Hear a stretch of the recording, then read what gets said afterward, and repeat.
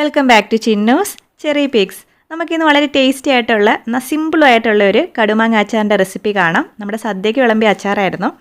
വളരെ എളുപ്പമാണ്, ഒരു ചെറിയൊരു പ്രത്യേകതയുണ്ട്. അപ്പോൾ നമുക്കിത് എങ്ങനെയാണ് ഉണ്ടാക്കുന്നതെന്നുള്ളത് കാണാം.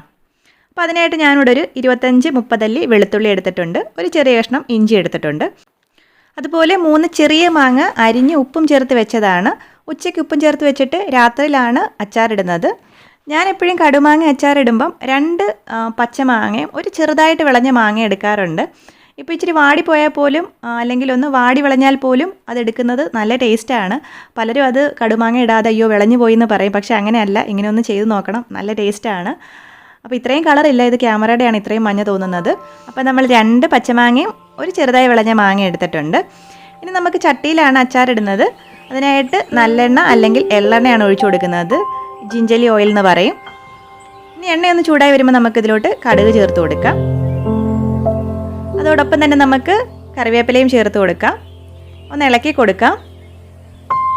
ഇനി ഇതിലോട്ട് നമുക്ക് കനം കുറച്ച് നീളത്തിൽ അരിഞ്ഞു വെച്ചിരിക്കുന്ന ഇഞ്ചിയും വെളുത്തുള്ളിയും ചേർത്ത് കൊടുത്ത് ചെറിയ തീയിലൊന്ന് വാട്ടിയെടുക്കണം. കരിഞ്ഞു പോകാതെ പ്രത്യേകം ശ്രദ്ധിക്കുക. ചെറിയ തീയിലൊരു ലൈറ്റ് ബ്രൗൺ കളർ ആവുന്നത് വരെ ഒന്ന് വഴറ്റിയെടുക്കുക. അതിനുശേഷം നമുക്ക് പൊടികൾ ചേർത്ത് കൊടുക്കാം. ഞാനിവിടെ 1/2 ടീസ്പൂൺ മഞ്ഞൾപ്പൊടിയും 1/2 ടേബിൾ സ്പൂൺ മുളക് പൊടിയും 1/4 ടീസ്പൂൺ ഫെനുഗ്രീക്ക് പൗഡർ അല്ലെങ്കിൽ ഉലുവാപ്പൊടിയുമാണ് ചേർത്ത് കൊടുത്തിരിക്കുന്നത്. തീ ഓഫ് ചെയ്ത് വെച്ചിട്ട് ചേർത്ത് കൊടുക്കുക. അല്ലാന്നുണ്ടെങ്കിൽ തീ കുറച്ച് വെച്ചിട്ട് കുറച്ച് നേരം ഒന്ന് വെയിറ്റ് ചെയ്ത് ആ ചൂടൊക്കെ ഒന്ന് പോയിട്ട് പൊടികൾ ചേർത്ത് കൊടുക്കുക, അല്ലെങ്കിൽ കരിഞ്ഞു പോകും, ടേസ്റ്റേ മാറിപ്പോകും. ഞാനിതിലോട്ട് കുറച്ച് ചൂടുവെള്ളം ചേർത്ത് കൊടുക്കുവാണ്. പൊടി കരിയാതിരിക്കാനും നല്ലപോലെ പൊടിയൊന്ന് വെന്ത് കിട്ടാനും ഇത് സഹായിക്കും. അത് മാത്രമല്ല, നമ്മുടെ അച്ചാറിന് ചാറ് കിട്ടാനും ഇത് തന്നെയാണ് നമ്മൾ ചെയ്യുന്നത്. അപ്പോൾ നല്ലപോലെ പൊടിയൊക്കെ ഒന്ന് വെന്തതിന് ശേഷം നമുക്ക് ബാക്കി ചൂടുവെള്ളവും കൂടി ഇതിലോട്ട് ഒഴിച്ചു കൊടുത്ത് ഒരു മിനിറ്റ് ഒന്ന് തിളപ്പിച്ചെടുക്കാവുന്നതാണ്. ഇനി നമുക്കിതിലോട്ട് 1/2 ടീസ്പൂൺ വിനാഗിരി ചേർത്ത് കൊടുക്കാം. ഞാനിവിടെ ആപ്പിൾ സൈഡർ വിനീഗറാണ് ഉപയോഗിക്കുന്നത്. ഞാൻ ഒരുപാട് അങ്ങനെ വിനീഗർ ഉപയോഗിക്കാറില്ല, കാരണം ഞാനൊരു 1-2 ദിവസം പുറത്ത് വെച്ചിട്ട് ബാക്കി ഫ്രിഡ്ജിൽ എടുത്ത് വെച്ചിട്ടാണ് ഉപയോഗിക്കാറ്.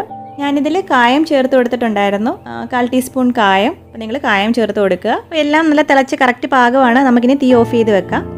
തീ ഓഫ് ചെയ്ത് വെച്ച് ചെറുതായിട്ടൊന്ന് തണുത്ത് വന്നതിന് ശേഷം നമുക്കിതിലോട്ട് നമ്മൾ ഉപ്പിലിട്ട് വെച്ചിരിക്കുന്ന മാങ്ങ ചേർത്ത് കൊടുക്കാം. നമുക്കിത് നല്ലപോലെ മിക്സാക്കി എടുക്കാം.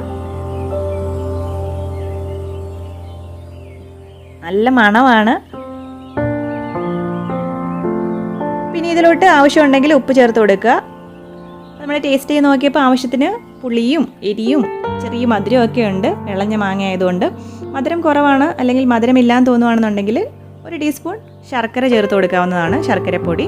അപ്പോൾ നമ്മുടെ ടേസ്റ്റി ആയിട്ടുള്ള കടുമാങ്ങ അച്ചാർ എല്ലാവർക്കും ഇഷ്ടമായെന്ന് വിചാരിക്കുന്നു. ട്രൈ ചെയ്ത് നോക്കുക, അഭിപ്രായങ്ങൾ കമൻറ്റ് ചെയ്ത് അറിയിക്കുക. നമ്മുടെ ചാനൽ ആദ്യമായിട്ട് കാണുന്നുണ്ടെങ്കിൽ സബ്സ്ക്രൈബ് ചെയ്യുക, ബെല്ലൈക്കൺ ക്ലിക്ക് ചെയ്യുകയാണെന്നുണ്ടെങ്കിൽ പുതിയ വീഡിയോസ് ഇടുമ്പോൾ നോട്ടിഫിക്കേഷൻസ് ആയിട്ട് കിട്ടിക്കോളും. പുതിയൊരു വീഡിയോ ആയിട്ട് വീണ്ടും കാണാം. അതുവരേക്കും ബൈ.